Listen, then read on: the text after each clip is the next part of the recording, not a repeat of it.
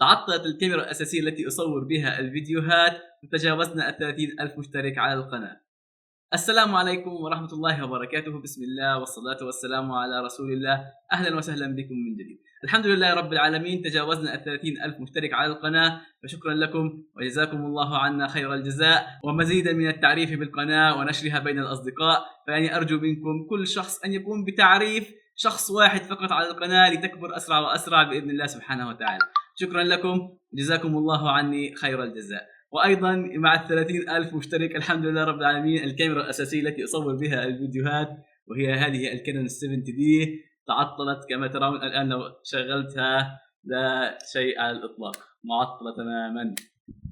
لا أعرف السبب، سأخذها على التصليح. الآن أنا أقوم بالتصوير باستخدام كاميرا الموبايل الأمامية، فستكون الجودة يعني لا مقارنة مع هذه الكاميرا. البعض سيقول أنها أفضل، ولكنها هي في الحقيقة ليست أفضل. يعني من يفهمون بالتصوير يدرك أن الجودة سيئة للغاية مقارنة بهذه الكاميرا الكبيرة.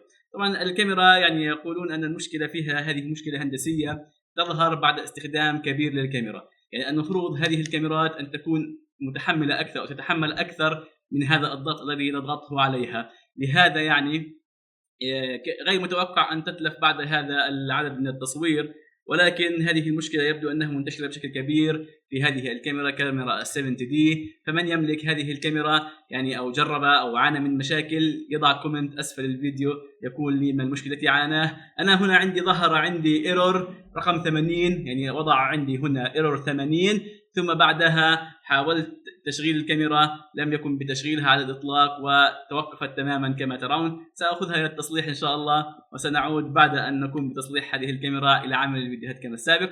طبعا إن شاء الله أنا سأستمر في عمل الفيديوهات، ولكن سأستخدم يعني كاميرا الهاتف. ستكون الجودة كما قلت أقل، ولكن لا بأس، لأن فيديوهات الشرح لا تحتاج الكثير من الفيديو. أنا بالعادة كما تعرفون أضع مقدمة صغيرة فيديو والباقي كله شرح على الشاشة، فلهذا الكاميرا ليست ضرورية في الفيديوهات العادية.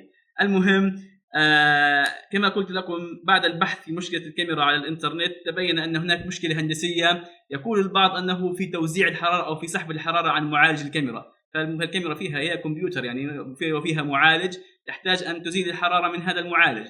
لهذا إذا لم تكن هندسيا بإزالة هذا الحرارة بشكل جيد ستتلف الكاميرا، وهذا يبدو أنه ما جرى. فإن شاء الله سنأخذها إلى التصليح ونرى ما يقولون لنا. يعني يقولون أن التكلفة قد تكون $300 تصليح هذه الكاميرا.